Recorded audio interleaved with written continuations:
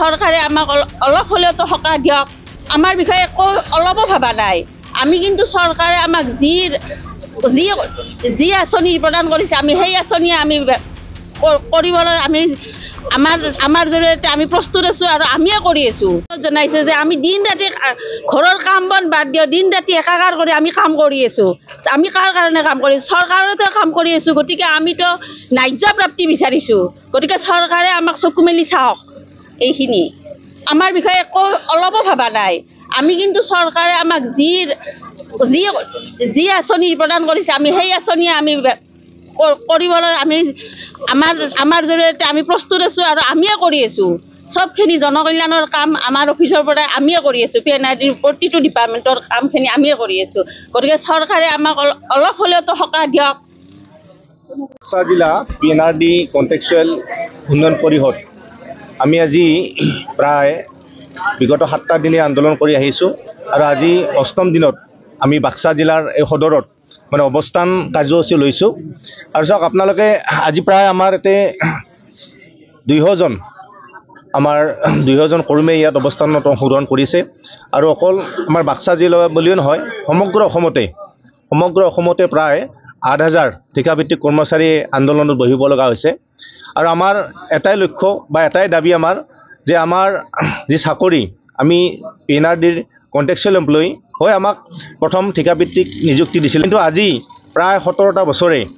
আমি PNRD ডিপাৰ্টমেণ্টৰ block পৰ্যায়ত চৰকাৰৰ বিভিন্ন অভিলাষী আঁচনি ধৰক অৰুণোদয় আঁচনি হওক নাইবা PMIG হওক বা বৃদ্ধ পেঞ্চন আঁচনি হওক বিভিন্ন আঁচনি চৰকাৰৰ বিভিন্ন অভিলাষী আঁচনি আমি সফলভাৱে ৰূপায়ণ কৰাত আমি অৰিহণা যোগাই আহিছোঁ আৰু বিগত 17 বছৰত আমি বিভিন্ন কাম ব্লক পৰ্যায়ত কৰিছোঁ আৰু কথা হ'ল কি আমাৰ যিখিনি সমস্যা আমাৰ যিখিনি দাবী এতিয়ালৈকে চৰকাৰে গুৰুত্ব দিয়া নাই ধৰক আমাৰ চাকৰি এতিয়ালৈকে সুনিশ্চিত নহয় 60 বছৰলৈ আমাৰ চাকৰি সুনিশ্চিত কৰা নাই তাৰোপৰি আমাৰ যি দৰমহা আমি 17-18 হাজাৰতে কাম কৰিব লগা হৈছে যিটো নেকি ন্যূনতম দৰমহা আৰু সেই দৰমহাৰে আমাৰ পৰিয়াল চলাত বহুত অসুবিধা হৈছে সেইকাৰণে আমি এই কাৰ্যসূচীৰ জৰিয়তে আমি চৰকাৰক এটা আহ্বান কৰিব বিচাৰিছোঁ যে আমাৰ যি দাবী আমি 3-4টামান দাবী মুখ্যতঃ কৰিছোঁ আমাৰ চাকৰি 60 বছৰলৈ সুনিশ্চিত কৰক তাৰপিছতে আমাৰ ন্যূনতম পাৰিতোষিক 30,000 কৰক তাৰপিছতে আমাৰ যিখিনি চৰকাৰে মেডিকেলৰ সুবিধা সেইখিনিও প্ৰদান কৰক এই দাবীসমূহ লৈ আমি প্ৰায় আজি 8টা দিন কাৰ্যসূচী লৈছোঁ আৰু ধৰ্মঘট কাৰ্যসূচীৰ লগতে অনাগত দিনত যদি আমাক চৰকাৰে গুৰুত্ব নিদিয়ে তেতিয়াহ'লে আমি ৰাজ্যিক পৰ্যায়তো বিভিন্ন কাৰ্যসূচী ল'বলৈ আমি ইতিমধ্যে পৰিকল্পনা যুগুত কৰিছোঁ যোৱা আমি 17 বছৰে এই ঠিকাভিত্তিক কৰ্মচাৰীসকলে চৰকাৰৰ সকলো কাম সুচাৰুৰূপে পৰিচালিত কৰি সুচাৰুৰূপে সফল কৰি দিনক ৰাতি কৰি ৰাতিক দিন কৰি আমাৰ এই কৰ্মচাৰীসকলে চৰকাৰৰ সকলো কাম সিদ্ধি কৰি আহিছোঁ কিন্তু আমাৰ এই দুৰ্ভগীয়া কৰ্মচাৰীখিনিৰ ঘৰ পৰিচালনা কৰাৰ কাৰণে ল'ৰা ছোৱালী শিক্ষা দীক্ষা কৰাৰ কাৰণে আমাৰ ন্যূনতম দৰমহাখিনি অলপমান ডেভেলপ কৰাৰ কাৰণে চৰকাৰে ন্যূনতম চিন্তা কৰা নাই সেইকাৰণে আমি যোৱা 11 তাৰিখৰ পৰা নেৰানেপেৰাকে কৰ্মবিৰতি পালন কৰিছোঁ আৰু আমি চৰকাৰৰ ওচৰত সজোৰে দাবী জনাইছোঁ যে আমি এই দুৰ্ভগীয়া কৰ্মচাৰীবিলাকৰ প্ৰতি অলপমান দয়াশীল দৃষ্টি দি তেওঁলোকৰ ন্যূনতম মানুহ হিচাপে জীয়াই থকাৰ সামান্যতম যাতে দৰমহা পাৰিতোষিকখিনি দিয়াৰ কাৰণে চৰকাৰে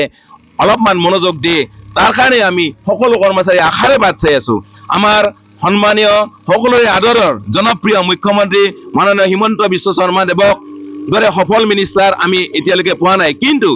তেওঁকে আমি আশাবাদ চাই বা তেওঁৰ পৰা কিবা এটা ভাল ৰিজাল্ট পাম বুলি আমি বহুত আশাৰে বাট চাই আছোঁ আৰু এতিয়াও আশা কৰি আছোঁ তেওঁৰ ওপৰত আশা কৰি আছোঁ যে তেওঁ আমাক অতি সোনকালে আমাক এটা সৎ উত্তৰ দিব আৰু আমাৰ সকলো কৰ্মচাৰীৰ ইমান হাজাৰ শ কৰ্মচাৰীয়ে দেহে কেহে যি কাম কৰি আছে তাত আৰু দুগুণে কাম কৰিবৰ কাৰণে যেন তেওঁ আমাৰ দাবীসমূহ মানি লৈ উৎসাহ দিয়ে আৰু আমি চৰকাৰৰ ভৱিষ্যত সফল কাম কৰাৰ ক্ষেত্ৰত আমি আৰু 4 গুণ কাম কৰিবলৈ সদায় ৰাজী হৈ আছোঁ।